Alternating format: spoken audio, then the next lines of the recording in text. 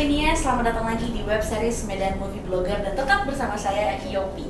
Dan seperti biasa kita akan nge-review film-film yang sedang tayang di bioskop. Kali ini waktunya kita nge-review film The Conjuring. Nah, sebelum review, ini yuk saksikan dulu trailernya.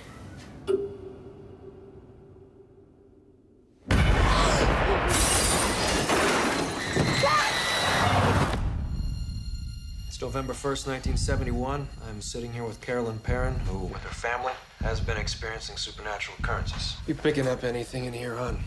Something awful happened here, Ed. What is it? Whatever Lorraine sees, feels, touches, it takes a toll on her. We have to get out of here. That's not gonna help. This thing has latched itself to your family. Gimana Movie Mania? Udah lihat kan gimana serunya film The Conjuring? Serem banget ya. Ini waktunya kita buat ngobrol-ngobrol sama Medan Movie Blogger mengenai film The Conjuring. Sebenarnya apa sih The Conjuring itu? The Conjuring itu adalah film terbaru dari James Wan. Saudara dulu pernah membuat film seperti Shaw, Insidious, dan juga Dead Silence.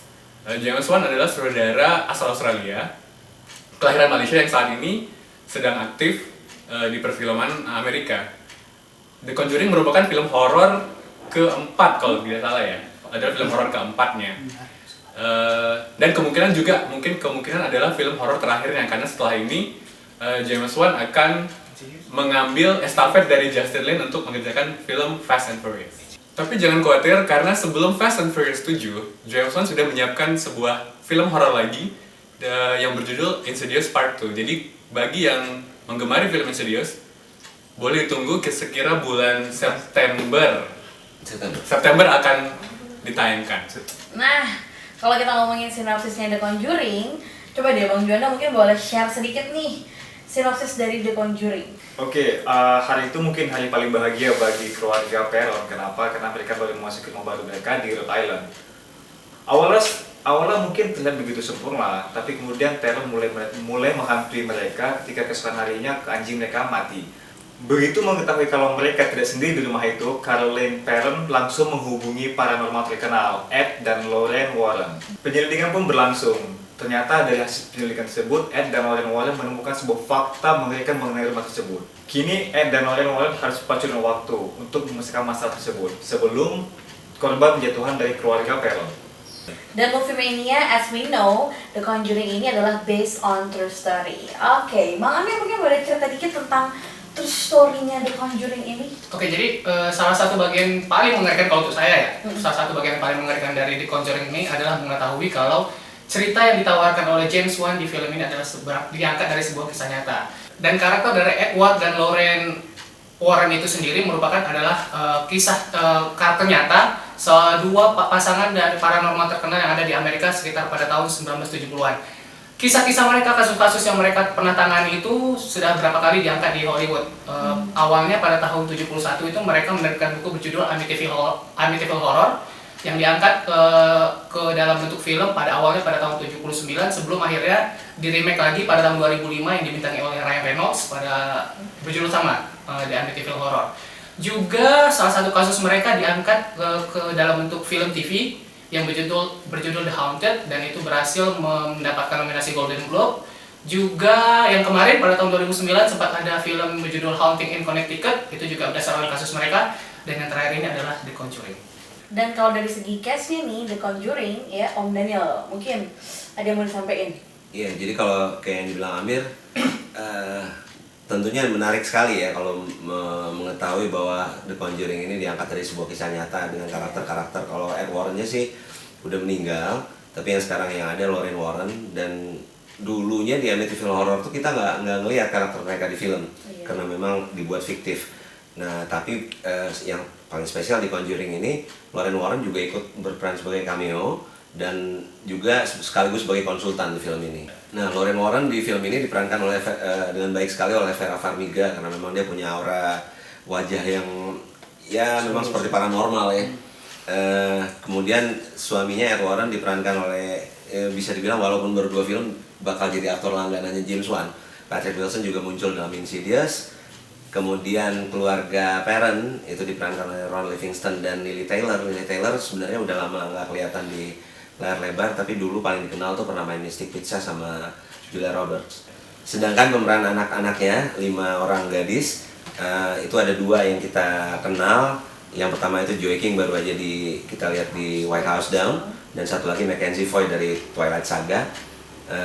Dan masih ada 2 orang pemeran baru yang cukup mencuri perhatian di sini, itu namanya Shannon Cook dan John Brotherton. Perannya itu sebagai Shannon Cook itu berperan sebagai asistennya Ed dan Lorraine Warren, dan John Brotherton itu memberikan touch komedinya ke film ini. Sebenarnya ada sempalan komedi sedikit gitu di sini sebagai Officer Brad. Kalau tadi Om Daniel ngebahas itu pemeran-pemeran di film The Conjuring, untuk krunya ini bakal diobrolin sama Bang Hari. Gimana Bang Hari, The Conjuring? Nah, kita mulai dari musik ya, karena kalau ngomongin film horor tapi nggak bahas musik, itu rasanya kurang afdol. Yeah. Jadi, musik ini kan dia bakal menciptakan ketegangan selama film nih. Jadi, ya itu salah satu ya. Nah, musiknya sendiri itu dibuat sama Joseph Bisara yang dibantu sama Mark Isham. Sebelumnya nih, Joseph Bisara itu pernah jadi komposer di film-filmnya James Wan sebelumnya. Nah, sedikit trivia nih ya, karakter hantu Bathsheba sendiri itu diperankan oleh si Joseph Bisara tadi. Dari apa yang diomongin Bang Hari tadi, mungkin ada lagi nggak sih bahasan tentang kru-kru yang ada di Conjuring ini, Bang Ivan? Gimana? Yang menarik juga di The Conjuring adalah kehadiran sinematografi dari John R. Leonetti.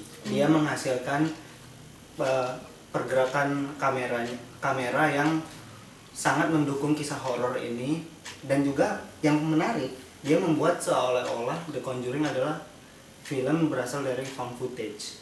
Juga mendapatkan top notch adalah tim produksi desainnya yang terlalu banyak untuk disebutkan, yang memberikan vintage look seakan-akan The Conjuring adalah film dari 70s.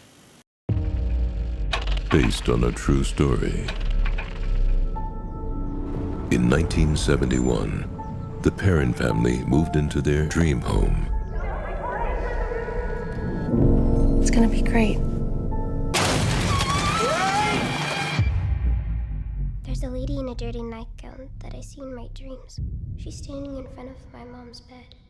Dan Movie Mania nggak sah rasanya kalau kita nggak dengar opini dari masing-masing teman-teman Medan Movie Blogger. Dimulai dari Bang Amir. Oke. Sebagai penggemar film horor, saya cukup senang karena tahun lalu saya udah dapat Sinister, dan sekarang tahun ini saya dapat The Conjuring sebagai salah satu film horor yang keren banget.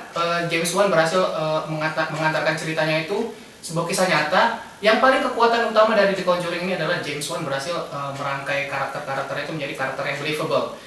Penonton bisa merasa terkoneksi dengan The Warrens ataupun The Parents. Masalah-masalah mereka yang mereka hadapi di layar itu berhasil dihantarkan dengan baik. Alurnya dijalani juga bagus, terhantar. Horor-horornya juga bagus. Dan yang paling istimewa sih yang saya lihat itu dari rumah The Parents sendiri. Dan salah satu keistimewaan dari kemampuan James Wan mengantarkan ceritanya adalah kemampuan dia mengeksplorasi dari rumah misterius dari milik keluarga The Parents itu sendiri. Dia berhasil menyelundup masuk ke setiap sudut dan berhasil menyediakan misteri tersendiri dan berhasil dikelola dengan baik. Harus saya akui, pada awalnya untuk penggalian karakter dari awal itu sedikit lambat, namun ketika kira-kira sepertiga akhir itu The Conjuring akan memberikan sebuah kejutan terapis, shock terapi tersendiri bagi para penontonnya. Setuju. Jadi ada tambahan juga nih Bang ya, gimana caranya si James Wan itu bisa netapin tense-nya penonton dari awal sampai akhir film. Itu yang perlu kita salut untuk si James Wan. Dan beberapa jump scene yang buat penonton itu takut. Oke, opini lain tentang The Conjuring siapa lagi nih? Bang Juanda. Gimana Bang? Oke, mungkin sedikit tambahan dari yang apa yang Bang Amir sama Ali. Kemampuan dari James Wan untuk mengcombine 2 gaya horor. Yang pertama seperti film let's say tahun 70-80-an yang seperti di film Exorcist ataupun Poltergeist, dan kedua gaya-gayanya film horor Asia tentunya. Kemudian sedikit kredit lagi untuk Joseph Bisara yang kemarin sempat bersama juga dengan James Wan di film Insidious, yang kemarin sempat dengan musiknya yang sedikit over the top, tapi kali ini dengan musik yang lebih minimalis, dia tetap mampu menjaga emosi penonton itu takut hingga film berakhir. Tapi sebelum kita lanjut, saya pengen menanyakan sesuatu pada teman-teman. Menurut kalian seberapa efektif sih penggunaan atmosfer tahun 70-an untuk penonton masa kini untuk dipakai lagi di film horor yang diproduksi sekarang? Kalau menurut saya sih efektif banget. Kalau menurut saya tuh sebenarnya hal paling baik dari The Conjuring ini adalah James Wan itu nggak mencoba jadi lebih pintar dalam meramu plotnya. Jadi dia benar-benar memuat homage ke horor-horor klasik kesukaan dia, kan itu yang kita lihat ya. Ada feel The Exorcist, ada feel The Omen, ada feel Poltergeist juga ya. Jadi dari 70-an ke awal 80-an. Nah, ini elemen-elemen klise horor sebenarnya yang dia pakai. Rumah hantu, kemudian keluarga dengan anak kecil yang creepy gitu kan. Kemudian ada secret passage, ada hidden basement. Kemudian ada tukang sihir dan simbol-simbol Alkitab juga nggak ketinggalan dalam sebuah horror Hollywood. Nah, itu diracik sama James Wan dengan feel kamera movement yang bagus banget. Kalau saya rasa tuh malah lebih serem dari found footage, walaupun ini bukan found footage, tapi di luar itu James Wan itu masih tetap menyisakan gaya Asianya dia untuk nakut-nakutin penonton. Jadi ya kalau menurut saya sih The Conjuring ini kalau dibilang the scariest horror of all time mungkin masih bisa didebat ya. Tapi kalau secara pribadi the best horror movies I've seen in years. Berarti intinya efektif ya penggunaan atmosfer tahun 70-an untuk film horor. Banget, karena itu memang paling serem sih kalau menurut saya. Dan menjawab pertanyaan saudara Haris, Ya, apa itu? justru feel 70-annya itu memberikan sesuatu yang berbeda bagi summer kita ini, dan juga memberikan sesuatu juga bagi genre horor, terutama horor modern. Berarti kalau kita perbandingkan gitu antara horor yang dikerjakan pada tahun 70-an dengan horor masa kini yang dengan pemakaian atmosfer 70-an, kira-kira mana yang lebih seram sebenarnya? Tentu film yang dibuat di zaman sekarang berbeda dengan keadaan di zaman dulu. Horor-horor di zaman dulu karena berasal dari independent house, mereka lebih raw, lebih independen, lebih tidak teknikal dan tidak semodern sekarang tentunya ya. Tapi si James Wan seperti kata Bang Daniel memberikan sesuatu yang baru to the genre dan juga to the horror movies gitu. Tapi kalau lebih serem sih 70-an. Iya, 70-an kalau saya boleh nambahin, saya nggak bisa bilang satu film horor derajat horor bagi beberapa orang itu kan berbeda. Mungkin ya, bagi saya horor, bagi saya enggak. Sejujurnya saya I'm not a fan of Insidious, juga Conjuring juga saya nggak bisa bilang kalau saya sampai serem banget nontonnya. Cuma saya harus ngaku itu tergarap dengan baik. Dari sisi cerita dan teknisnya itu seperti yang dibilang teman-teman tadi, feel 70-nya itu dapat, dan itu yang menjadi senjata dia untuk membawa penonton kembali ke era tersebut, era di mana mungkin mistik itu lebih menakutkan daripada era-era modern sekarang. Dan kalau tadi sedikit menyinggung horor Asia, mungkin bagi penonton Asia seperti kita sekarang kurang efektif. Mungkin karena kita mungkin udah terbiasa yang horor yang gentayangan atau makhluk-makhluk halus gitu. Tapi bagi Amerika, dan itu hebatnya James Wan, dia berhasil membawa kebudayaan Asia itu sendiri untuk diterapkan di Amerika. Tetap terasa. Dan tetap terasa. Serem sih The Conjuring-nya, tapi kayak lebih serem Suzana kali ya. Jadi terima kasih banyak Movie Mania sudah menonton web series kita kali ini ngebahas film The Conjuring. Tungguin nanti di episode berikutnya kita bakal bagi-bagi hadiah tiket nonton. Nah, jadi tetap di channel yang ini nonton web series kita di Medan Movie Bloggers. Dan ini dua pemenang yang berhasil ngedapetin merchandise keren dari edisi The Wolverine kemarin. Selamat ya untuk pemenang-pemenangnya. Tungguin di episode berikutnya kita bakal bagi-bagi merchandise yang lebih keren lagi. So thank you so much for watching us. We're signing out. Bye. Bye.